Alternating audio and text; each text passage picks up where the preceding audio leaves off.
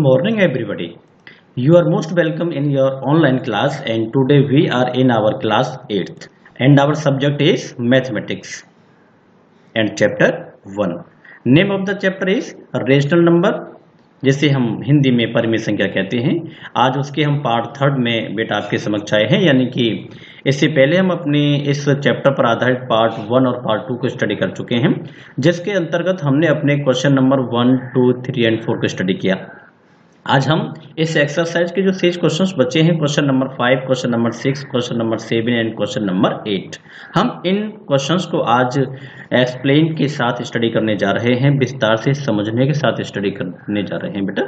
और मैं आशा करता हूं कि यह सभी क्वेश्चंस जिन्हें आज हम डिस्कस करेंगे, ये आपको इसमें लगने वाली जितनी भी प्रॉपर्टीज हैं, जितने भी रूल्स रेगुलेशंस इसमें लगते हैं, वो आपको बेहतरी से समझ में आएंगे। तो इन क्वेश्चंस को विस्तार से समझने के लिए आप बने रहिएगा इस अपने वीडियो के अंत तक। And now let's start our chapter rational number and our exercise is 1.1। अपनी एक्सरसाइज 1.1 के question number 1, question number 2, question number 3, question number 4 को हमने स्टडी कर लिया है। यदि आप इन्हें एक बार फिर से समझना चाहते हो तो आप अपने मैथमेटिक्स 8th क्लास की वीडियो पार्ट 1 और पार्ट 2 को पहले स्टडी कर लीजिएगा।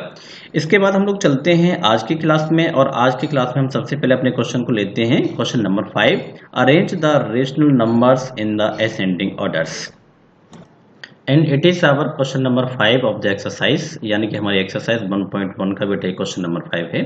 और यहाँ जो रेशनल नंबर दिए गए हैं वो हमारे सामने स्क्रीन पर आ चुके हैं। 3/5, 1/7, -3/2 एंड 6/8। ये जो हमारे सामने रेशनल नंबर दिए गए हैं ये जिगजैग फॉर्म में है, यानी कि इनमें से कोई भी बड़ा है कोई भी छोटा है, लेकिन हम इसको जो है डिस्कस नहीं कर सकते, पता नहीं कर सकते। ये सब कुछ पता करने के लिए हमें क्या करना पड़ेगा, इनको एक स्टैंडर्ड फॉर्म में रखना पड़ेगा, कोई एक ऐसे फॉर्म में रखना पड़ेगा जहां बड़ी आसानी से हम ये पता कर सकें कि इनमें से कौन सी जो हमारे रेशनल नंबर है बड़ी है, कौन से रेशनल नंबर छोटी है। तो ये प्रोसेस पता करने के लिए हम बहुत अच्छे से जानते हैं हमें किसका सहारा लेना पड़ता है बेटा, एलसीएम। हम एलसीएम की हेल्प से बड़ी आसानी से ये पता कर सकते हैं कि इनमें से कौन सी हमारी संख्या बड़ी है और कौन सी हमारी संख्या छोटी है, यानी कि what rational number is greater than and what rational number is less then. तो ये सब कुछ कंफर्म करने के लिए बहुत आसानी से हम लोग देखते हैं कि यहाँ ये जो इनके डेनोमिनेटर दिए गए बेटा 5, 7, 2 और 8, इनको हम क्या करेंगे, इनका हम एलसीएम ले लेंगे। एलसीएम लेने का प्रोसेस वही है जो आप लंबे समय से करते आ रहे हो। मैं एक बार फिर से इसे समझा देता हूं बेटा आपको संकेत के लिए।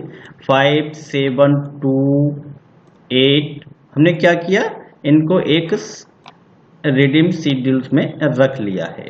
और यहां हम इसको क्या करेंगे, पहले 2 से डिवाइड किया, पहले हमने 2 से डिवाइड किया। इस प्रकार हमने अपना ये जो डेनोमीटर्स है बेटा, इन डेनोमीटर्स का एलसीएम ले लिया है। एलसीएम हमने एलसीएम ऑफ 2, 5, 7, 8 इक्वल टू कितना होगा, 280। तो इस प्रकार से हमने एलसीएम लिया, ये सबसे पहला हमारा प्रोसेस था। इससे आगे हमने इस प्रकार अपने जो है नंबर्स को लिख लिया है, जो हमारे रेशनल नंबर हैं उनको इस प्रकार से लिख लिया है। यहाँ प्रत्येक डेनोमिनेटर से इसके एलसीएम को डिवाइड किया है। डिवाइड करने के बाद जो हमारा डिविडेंट आया है, उस डिविडेंट का हमने मल्टीप्लाई उस दिए गए रेशनल नंबर के न्यूमरेटर में भी कर दिया है और डेनोमिनेटर में भी कर दिया है। इसे हम इस प्रकार भी समझ सकते हैं कि ये जो हमारी संख्या दी गई है बेटा, इनमें से ये संख्याएं तो हमें समझ में बड़ी आसानी से आ जाती हैं। 3/5, 3/5 हमने ये यहाँ लिया हुआ है, आप देखिएगा मैं इसको कलर कर देता हूँ। ये हमने यहाँ लिया है, जो ग्रीन कलर एरियाज है ये हमने यहाँ लिया है। 1/7, 1/7 को हमने यहाँ लिखा हुआ है। ध्यान से समझिएगा, यदि आप एक के साथ समझ पाएंगे तो बाकी के जो क्वेश्चन है उन्हें भी आप बड़ी आसानी से कर लेंगे। और यहाँ हमारा ये रेशनल नंबर है -3/2, इस -3/2 को हमने ये यहाँ लिख लिया है। इस प्रकार से हम लोगों ने देखा कि ये है जो हमारे नंबर्स हैं, इनको हमने यहाँ लिख लिया है। तो यहाँ तक तो समझ में आना बहुत ही आसान है कि जो संख्या दी गई है उसी दी गई संख्याओं को हमने जो है यहाँ लिख दिया है। लेकिन इनके साथ जो मल्टीप्लाई की गई है, ये जो 56 है ये कहाँ से आया है, ये जो 56 है ये कहाँ से आया है, ये हम नहीं समझ पा रहे हैं। तो इस 56 को समझने के लिए हम लोग समझते हैं बेटा कि यहाँ ये जो डेनोमीटर है, फॉर एग्जांपल इसके जो मल्टीप्लाई है 3/5 के साथ हुई है, हुई है ना। तो हम लोग क्या करेंगे कि ये जो है ये हमारा डेनोमिनेटर है भाई, ये हमारा डेनोमिनेटर है 5, ये क्या है हमारा डेनोमिनेटर है। तो ये जो हमारा डेनोमिनेटर है इसका हमने क्या किया है डिवाइड, किसके साथ डिवाइड किया है 280 के साथ।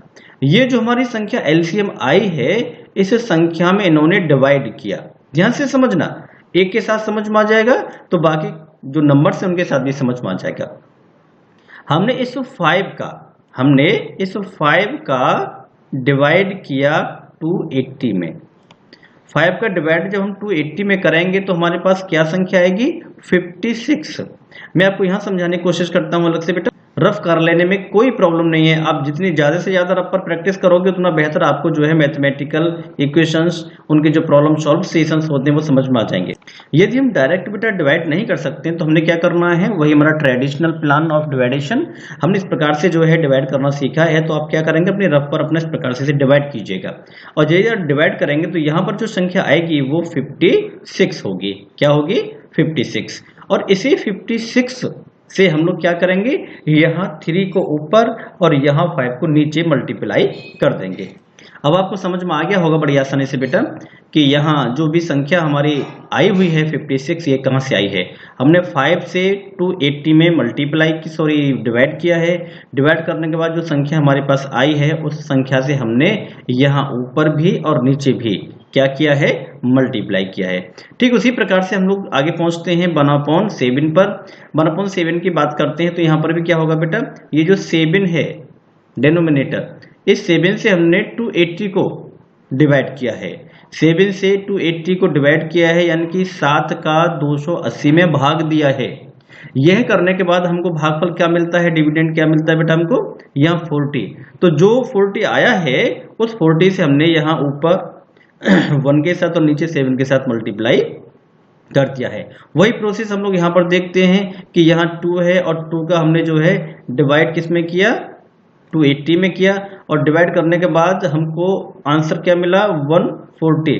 तो 140 का आपने -3 में भी जो है मल्टीप्लाई किया है और इसी का जो है आपने यहाँ नीचे 2 के साथ भी मल्टीप्लाई कर दिया है।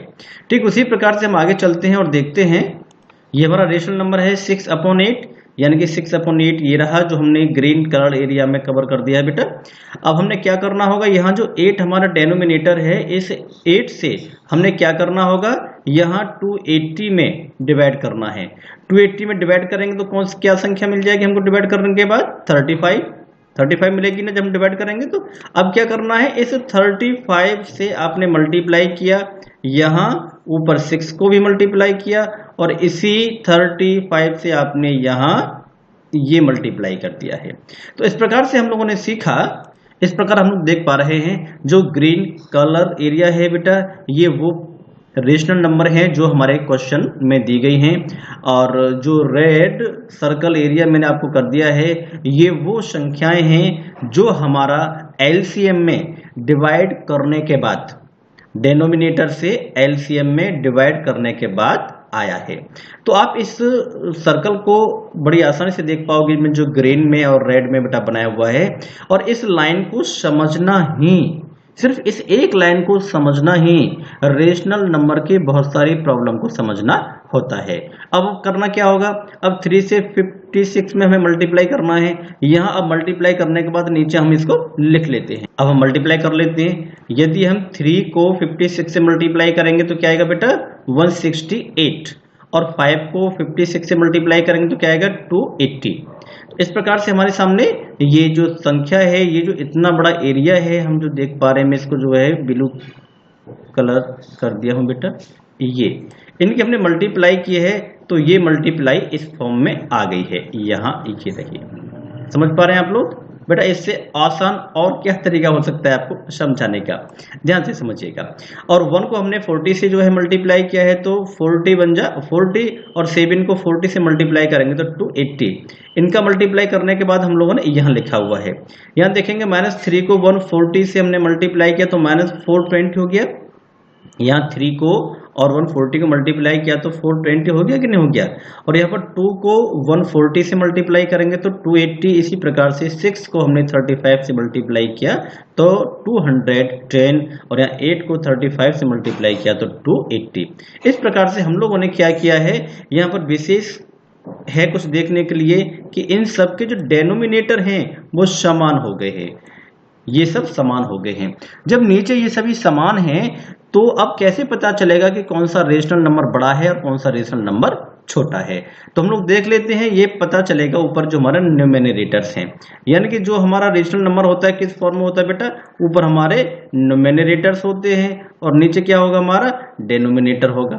जब डेनोमिनेटर समान हैं तो अब बड़े छोटे का फैसला कौन करेगा, ऊपर जो संख्या लिखी हुई है, ठीक है। जिसका न्यूमेरेटर बड़ा होगा वो बड़ी होगी और जिसका न्यूमेरेटर छोटा होगा वो छोटी होगी।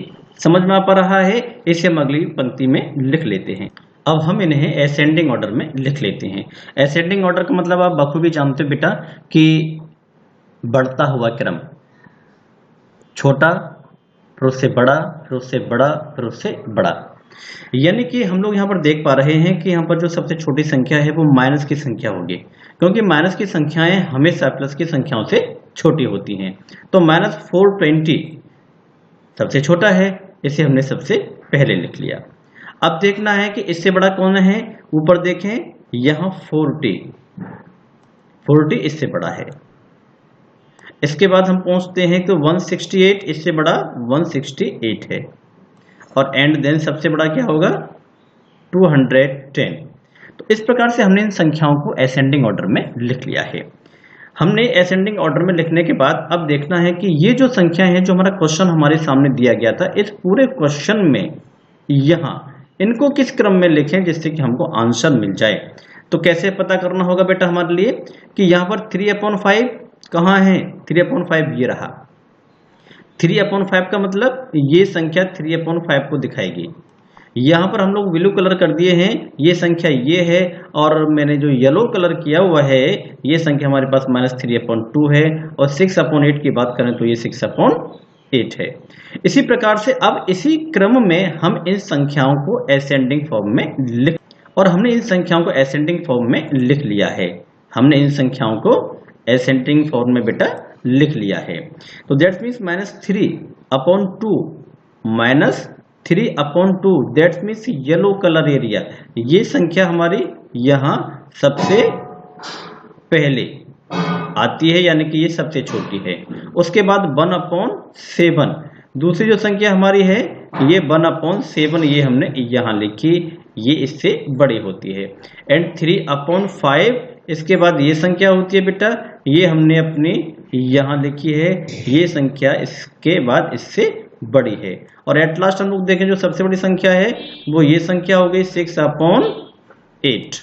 इस प्रकार से हम लोगों ने देखा कि किस तरीके से किसी भी दिए गए रेशनल नंबर्स को, दो या दो से अधिक जो रेशनल नंबर होते हैं उन्हें असेंडिंग फॉर्म में किस प्रकार लिखा जाता है। बेटा क्वेश्चन नंबर 5 में 4 क्वेश्चन है बेटा। कितने क्वेश्चन हैं? 4 क्वेश्चन है। तो आपको क्या करना है, जो बाकी के जो क्वेश्चन हैं वो भी आपको ठीक उसी प्रकार से करने होंगे जैसे कि मैंने आपको 1 करके दिखाया है। जैसे मैंने ये किया है ठीक उसी प्रकार से बाकी के आपका क्वेश्चन नंबर 5 का फर्स्ट मैंने किया है, आपको क्वेश्चन नंबर 5 का सेकंड ठीक इसी प्रकार से करना है, क्वेश्चन नंबर 5 का सेकंड भी इसी प्रकार से करना है, क्वेश्चन नंबर 5 का जो थर्ड है वो भी ठीक इसी प्रकार से आपको करना है, और क्वेश्चन नंबर 5 का जो क्वेश्चन 4 है वो भी आपको ठीक इसी प्रकार से करना है। यदि इनको सॉल्व करते समय आपको कोई भी प्रॉब्लम होती है तो आप मुझे कमेंट बॉक्स में लिखिएगा, मैं उसका भी सॉल्यूशन आपको इसी प्रकार से करके दिखा दूंगा। यानी कि क्वेश्चन नंबर 5 का सेकंड, थर्ड एंड फोर्थ ये जो क्वेश्चंस हैं ये आपका होमवर्क है, जिससे कि आप घूमे ना, घर पे रहें, और घर पर रहोगे तो स्वस्थ रहोगे, घर पे रहोगे तो स्वस्थ रहोगे। Stay home, be safe. Okay बेटा, अब चलते हैं अपने क्वेश्चन नंबर 6 के पास। एक्सरसाइज 1.1 के क्वेश्चन नंबर 6 को हम स्टडी करने जा रहे हैं। बेटा ये है हमारा question number 6। Arrange the following rational numbers in the descending orders.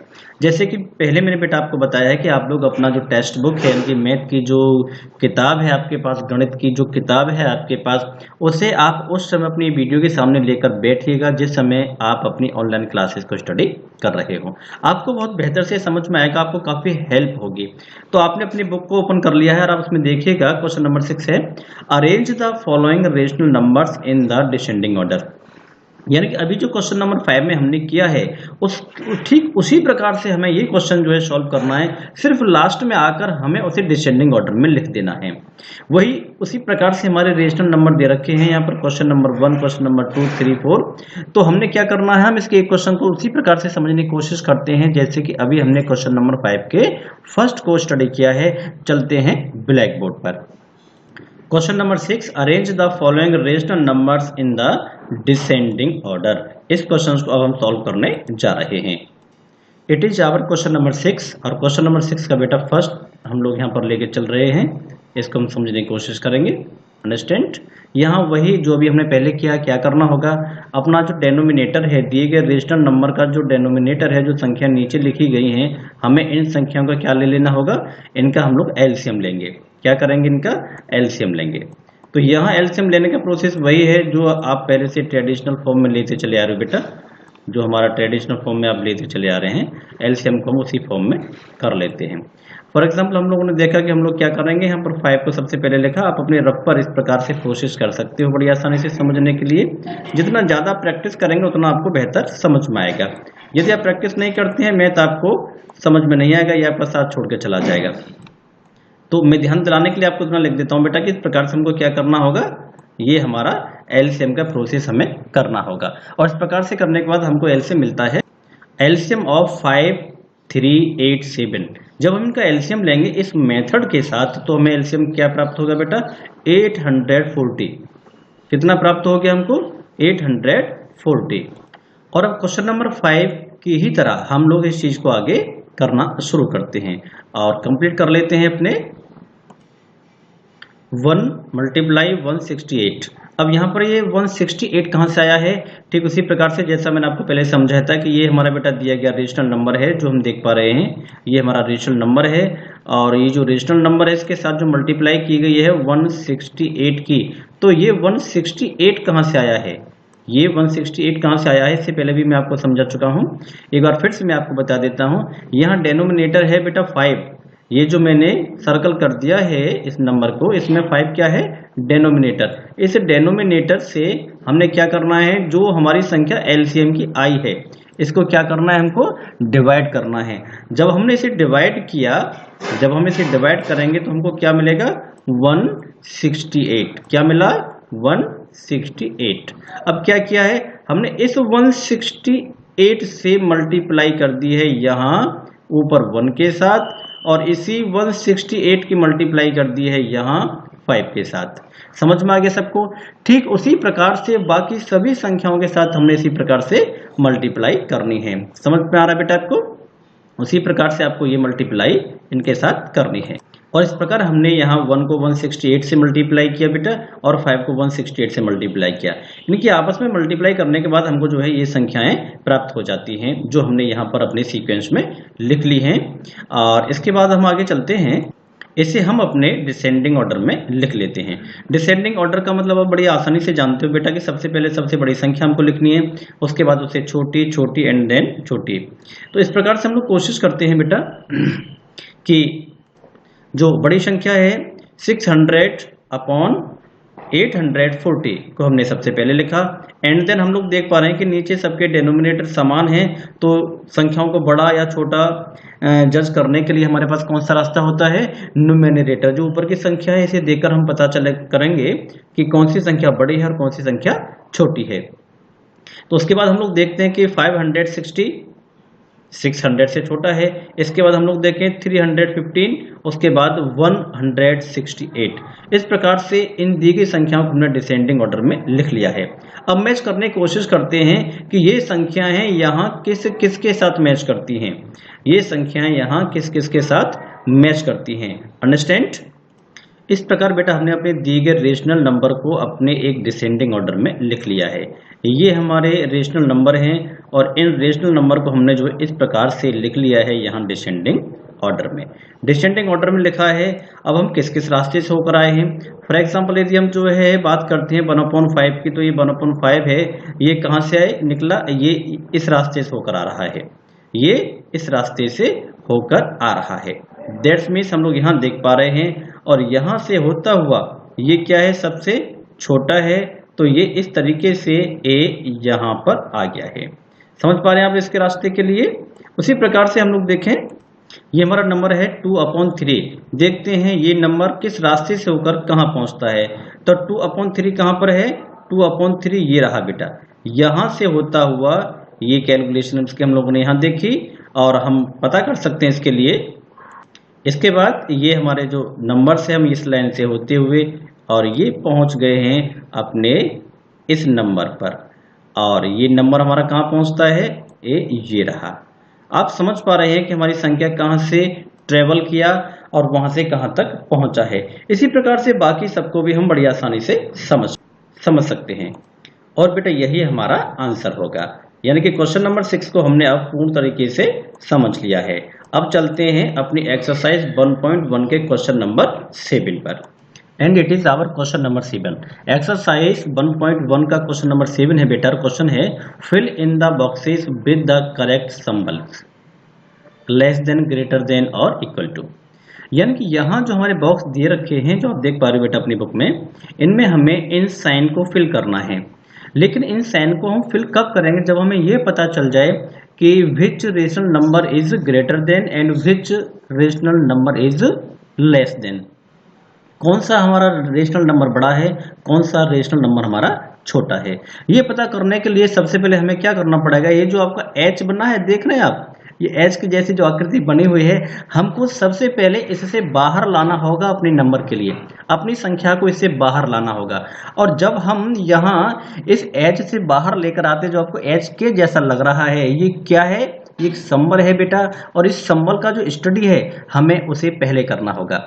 जब हम उसे समझ लेंगे उसके बाद हम इस क्वेश्चन को बड़ी आसानी से समझ सकते हैं। तो पहले समझ लेते हैं कि ये जो हमारे सामने आकृति बनी हुई है, जिसको आप लोग कह सकते हैं कि एक एच के जैसी जो आकृति आपके सामने बनी हुई है, ये क्या होती है, इसको क्या कहते हैं और इससे संबंधित क्या प्रॉपर्टीज होती हैं। तो बेटा जो हमें एच के जैसी आकृति दिखाई दे रही है, इसको हम लोग क्या बोलते हैं, एब्सोल्यूट वैल्यू। और रेशनल नंबर की बात करते हैं तो P/Q एक रेशनल नंबर है। तो रेशनल नंबर की यदि हम एब्सोल्यूट वैल्यू को हम पता करना चाहते हैं, तो उसकी जो है राइटिंग स्टेप इस प्रकार के होते हैं, जैसे कि वो हमें एक एच की फॉर्म में दिखाई देना शुरू कर देते हैं। इसकी विशेष बात क्या होती है, इसे हम इसकी डेफिनेशन में समझ लेते हैं कि एब्सोल्यूट वैल्यू क्या होती है।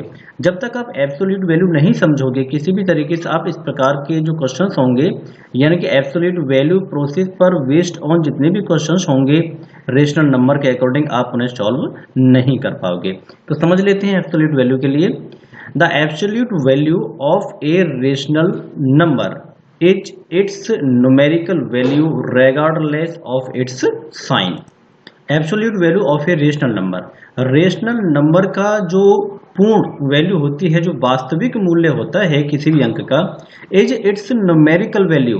न्यूमेरिकल मीन्स जिस प्रकार से हमारा डिजिट लिखा हुआ है, जिस प्रकार से हमारी नंबर लिखी हुई है, संख्या लिखी हुई है, वो जैसी भी दिखती है वो उसकी न्यूमेरिकल वैल्यू होगी बेटा।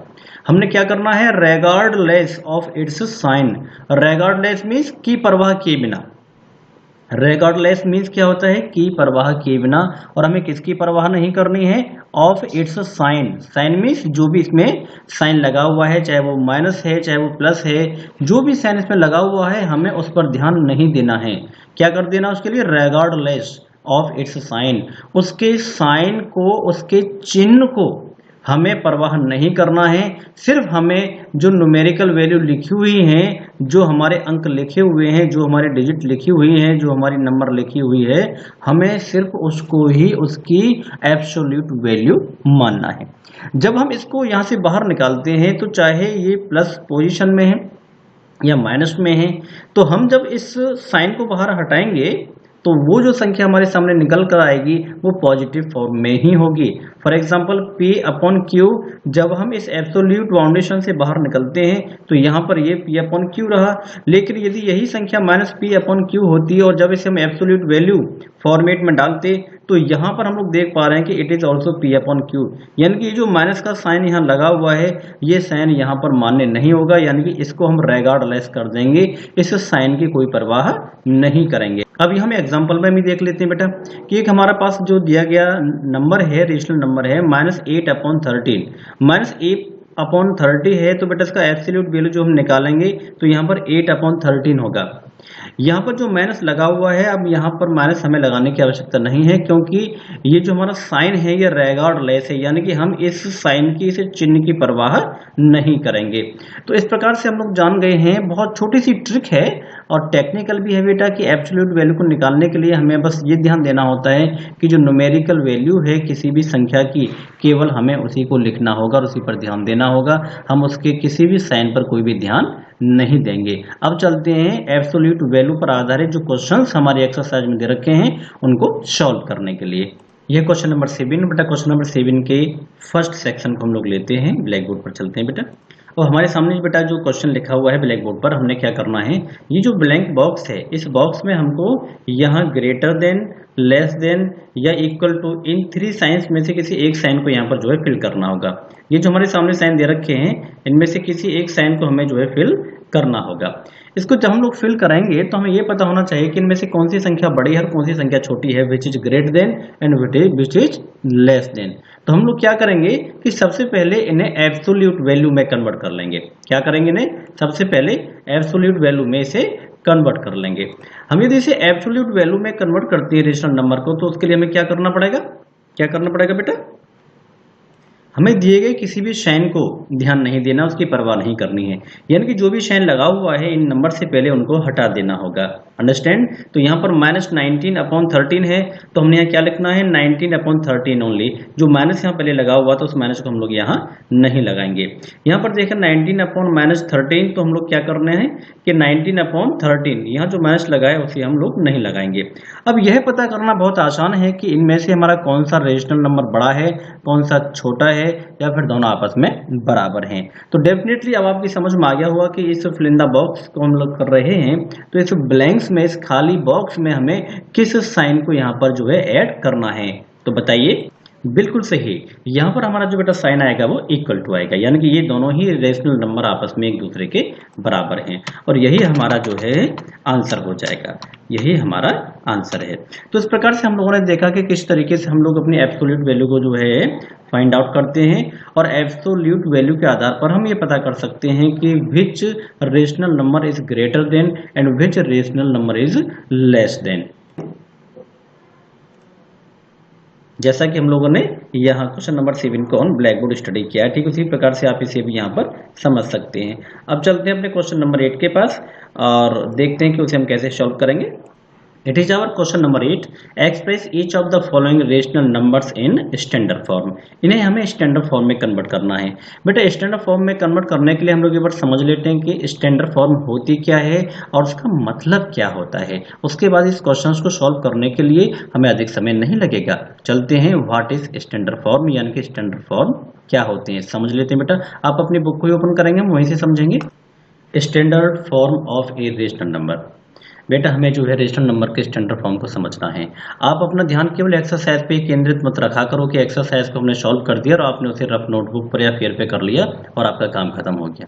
आपको सीखना है क्योंकि स्टैंडर्ड फॉर्म पर आधारित जो क्वेश्चंस हैं जरूरी नहीं है कि आप किसी क्लास में आपके सामने से ऐसा जो है एक्सरसाइज में आएंगे।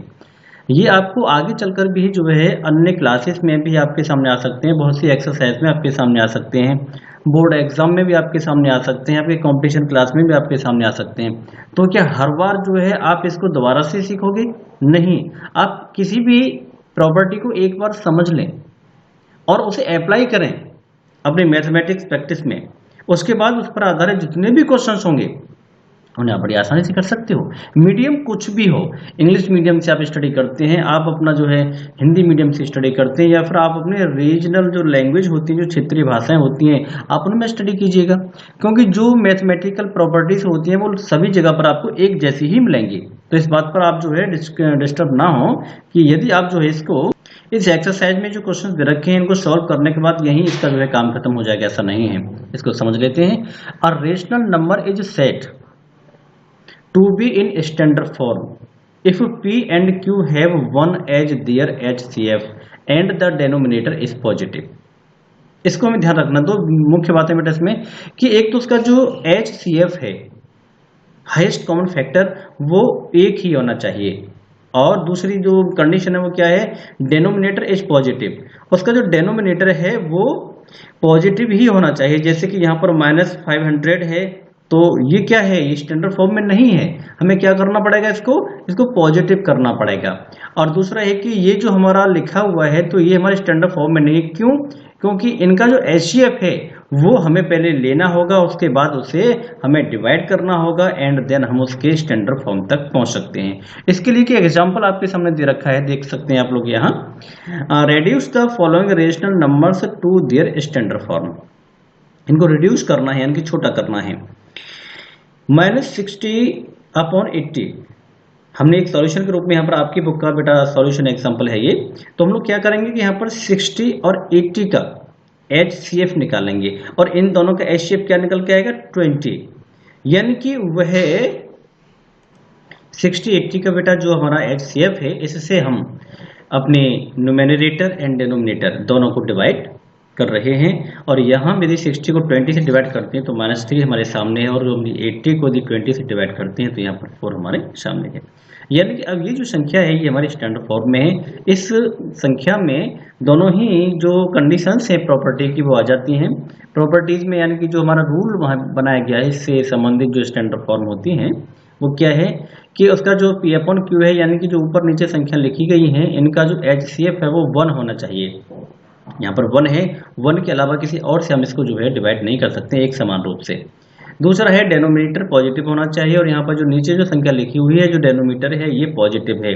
इसका मतलब ये हुआ कि ये जो संख्या है हमारे सामने ये स्टैंडर्ड फॉर्म में है। इसका दूसरा एग्जांपल बेटा यहाँ दे रखा है 225/-500। तो हमने इसको यहाँ पर जब करते हैं तो स्वाभाविक रूप से देखते हैं कि सबसे पहले जो नीचे संख्या हमारी दे रखी है वो माइनस में है, तो सबसे पहले हमें इसके माइनस को हटाना होगा। माइनस को हटाने के लिए क्या करना होगा, यानी कि नेगेटिव नंबर को हमें पॉजिटिव करना है। तो क्या करेंगे, हम -1 से ऊपर और -1 से नीचे, यानी कि न्यूमेरेटर और डेनोमिनेटर में 1 से जो माइनस का होगा उसे मल्टीप्लाई कर देंगे। तो 225 मल्टीप्लाई -1 एंड -500 मल्टीप्लाई -1। जब हम यहाँ 225 से -1 को मल्टीप्लाई करेंगे तो माइनस का हो गया, -225 अपॉन, यहाँ माइनस को माइनस से जब मल्टीप्लाई करेंगे तो प्लस हो गया। माइनस को जब हम माइनस से मल्टीप्लाई करते हैं तो वह प्लस हो जाता है, you know well. That's means भाई यहाँ जो हमारा 500 है अब ये पॉजिटिव है, तो हमारा जो पहला कंडीशन है वो फुलफिल हो गया, यानी कि जो हमारा डेनोमिनेटर है वो पॉजिटिव होना चाहिए। ये हमने पॉजिटिव यहाँ पर कर लिया है, यानी कि स्टैंडर्ड फॉर्म का आधा कार्य हमने पूरा कर लिया है। अब हम पता करते हैं HCF of 225 and 500 equal to 25।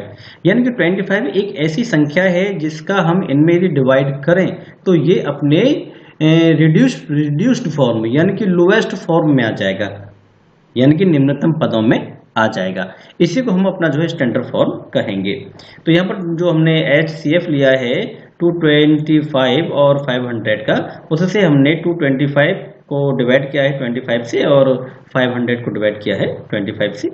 इसके बाद हम लोगों ने जब डिवाइड किया है तो यहाँ पर हमारा -9 और नीचे 20, तो -9 और 20 ये हमारा स्टैंडर्ड फॉर्म में आ गया है।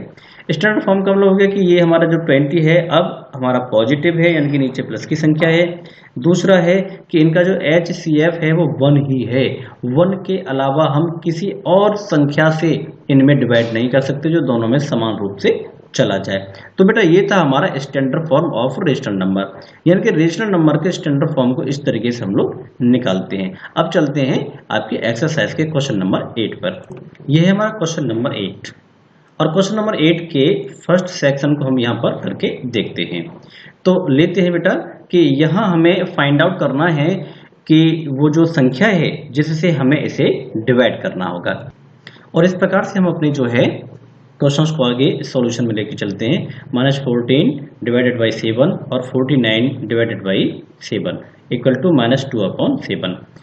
अब हमने जो 7 से जो हमने डिवाइड किया है, तो प्रश्न उठता है कि हमने 7 से ही क्यों डिवाइड किया है। तो बेटा 7 से इसलिए डिवाइड किया है क्योंकि जो 7 है वो 14 और 49 का HCF है। HCF of 14 and 49 equal to 7, यानी कि 14 और 49 का हमने जो है पहले HCF निकाला है। जो भी HCF हमारा आया है उस HCF से बेटा हमने यहाँ पर डिवाइड कर दिया है, यहाँ डेनोमिनेटर को भी और न्यूमरेटर के लिए भी। इस प्रकार से हमारे सामने ये संख्या होती है और यहाँ पर दोनों ही कंडीशन फुलफिल होती हैं कि एक तो है कि बेटा इसका जो P एंड Q का जो HCF फॉर्म है वो 1 है, 1 से ज़्यादा नहीं है। और दूसरा है कि यहाँ जो हमारी जो नीचे बेटा संख्या लिखी हुई है, जो डेनोमिनेटर है ये पॉजिटिव होना चाहिए। तो ये दो बातें हमें ध्यान रखनी होती हैं। जो प्रॉपर्टीज हमने स्टडी की अभी एग्जाम्पल में भी, उसी के आधार पर हमने इसे सॉल्व किया है और यही हमारा आंसर हो जाता है। तो जिस प्रकार से हमने इसे किया है, ठीक उसी प्रकार से जो बाकी क्वेश्चन है उन्हें भी हम आसानी से सॉल्व कर सकते हैं और इसी प्रकार से हम बाकी क्वेश्चन को भी सॉल्व कर सकते हैं। जैसे कि आपकी बेटा टेक्स्ट बुक है, जो आपकी मैथ की बुक है, इसमें जो क्वेश्चन नंबर 8 है, तो हमने यहाँ पर क्वेश्चन नंबर 8 के फर्स्ट सेक्शन को सॉल्व किया। उसी प्रकार से क्वेश्चन नंबर 8 के सेकंड, थर्ड और फोर्थ को भी हम स्टडी कर सकते हैं। पहुंचते हैं अपने क्वेश्चन नंबर 9 पर। Find the absolute value of the following. ये जो हमारी एब्सोल्यूट वैल्यू है, इसे हमने अभी विस्तार से समझा है इसी वीडियो में। आप ठीक इसको भी उसी प्रकार से कर सकते हो जैसा कि हम लोगों ने एब्सोल्यूट वीडियो को वैल्यू को जाना था, ठीक उसी प्रकार से आप इसे सॉल्व कर सकते हो बड़ी आसानी से। जैसा कि हमने अपना क्वेश्चन नंबर 7 स्टडी किया था एब्सोल्यूट वैल्यू के क्वेश्चन के आधार पर, ठीक उसी प्रकार से आप अपने क्वेश्चन नंबर 9 को बड़ी आसानी से सॉल्व कर सकते हो। तो बेटा ये तो था हमारा आज का एक्सरसाइज 1.1 जो आज हमने कंप्लीटली स्टडी किया है। मैं आशा करता हूँ कि आपको जो विस्तार से समझाया गया बेटा, आपका जो है अप्रोक्सीमेटली 37 मिनट का पीरियड हो गया है। तो ये जो आपका 37 मिनट 38 मिनट का जो पीरियड है, इसमें हमने अपने बहुत सारे रूल्स रेगुलेशंस को स्टडी किया, जिसमें एब्सोल्यूट वैल्यू को बहुत अच्छे से जानना, स्टैंडर्ड फॉर्म क्या होते हैं इसको बहुत अच्छे से जानना। मैं आशा करता हूँ कि आप इसे ठीक से समझे होंगे। और यदि किसी भी तरीके से आपको प्रॉब्लम होती है, कुछ आपको जानना है, तो बेटा आप अपने कमेंट बॉक्स में लिखिएगा। मैं एक नई वीडियो में आपकी उन समस्याओं का समाधान करूंगा। और विशेष ध्यान रखिएगा कि यदि आप इसको प्रैक्टिस करते हो, जितना ज़्यादा से ज़्यादा करोगे उतना बेहतर आपको समझ में आ जाएगा।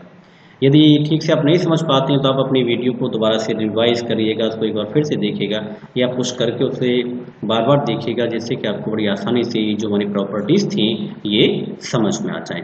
मैं आशा करता हूँ कि आप मेरे साथ साथ अपनी एजुकेशन को डेवलप करने के लिए साथ रहोगे। आज हम थे अपनी 8th क्लास में और हम अपने मैथमेटिक्स को स्टडी कर रहे थे, जिसके अंतर्गत हमने अपने चैप्टर फर्स्ट को स्टडी किया, जिसका नाम है रेशनल नंबर यानी कि परिमेय संख्याएं। यहाँ हमने पार्ट 3 के रूप में अपनी एक्सरसाइज 1.1 को आज कंप्लीट स्टडी कर लिया है।